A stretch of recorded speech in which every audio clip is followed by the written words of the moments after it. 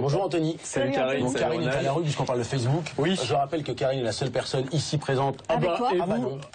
J'ai rien dit. Ronald. Bon bah alors on parle de quoi alors? Je balance tout le monde sur ce plateau, à part moi, On est personne n'est fiers, inscrit hein, sur on est Facebook. fiers, en fait. Oui, mais alors justement, c'est intéressant parce que hier, on s'est intéressé à Facebook qui fait donc ses 10 ans sous l'angle le phénomène, etc. Facebook, le mangeur de données personnelles. Bien sûr. Mais il faut savoir qu'il y a énormément d'alternatives et que face à Facebook, contre Facebook, j'allais dire, se met en place un phénomène qu'on appelle le web éphémère. C'est un ensemble d'applications qui vont permettre d'échanger des données, mais sans laisser de traces. La plus connue, on en a déjà parlé dans la Culture Geek, c'est Snapchat, une application de partage de photos, des photos éphémères.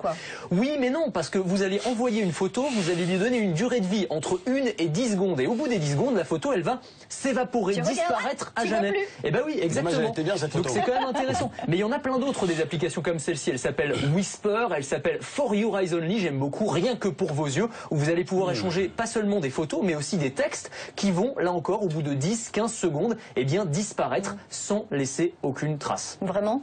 Sans laisser de traces, ouais, a priori. Ouais. Alors après, il y a des petits malins qui arrivent à faire des captures d'écran parfois, donc faut se méfier. Mais normalement, le concept, c'est ça. C'est on laisse pas de traces. Bon, ça intéresse pas que les ados, ça intéresse les vieux aussi. Exactement. Alors les ados, ça les intéresse pourquoi? Parce que justement, les parents s'inscrivent de plus en plus sur Facebook et du coup, ils cherchent des nouveaux espaces d'intimité. Mais c'est trop injuste. Mais pour tout le monde, ça intéresse aussi parce qu'on vit, on le sait, dans un concept, dans un contexte de surveillance généralisée avec le scandale de la NSA. Ah, vous m'aidez pas aujourd'hui. Et donc, il y a des applications comme Wicker qui permettent notamment d'échanger des SMS mais cryptés. C'est-à-dire que vous allez avoir un code, en fait, vous allez envoyer un message codé. Seul le correspondant a la clé du message et donc va pouvoir récupérer ce message. Il va pas pouvoir être espionné, il va être stocké sur aucun serveur. Et là encore, c'est une solution pour communiquer sans laisser de traces, de façon éphémère. Alors très sérieusement toujours, sécurité, confidentialité, c'est la même chose dans les entreprises. Exactement, avec une application qui s'appelle Confide, qui se veut le Snapchat de l'entreprise. Alors regardez comment ça fonctionne. Vous recevez